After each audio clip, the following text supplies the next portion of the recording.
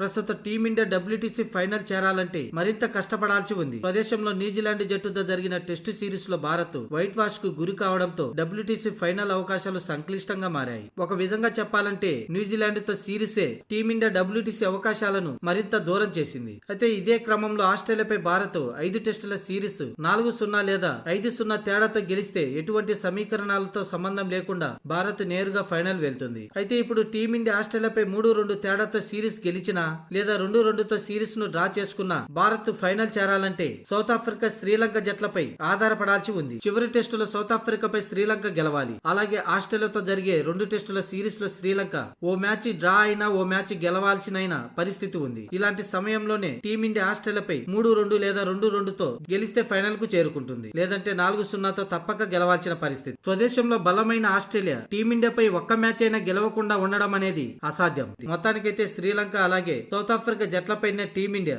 WTC final అవకాశాలు ఆధారపడి ఉన్నాయి.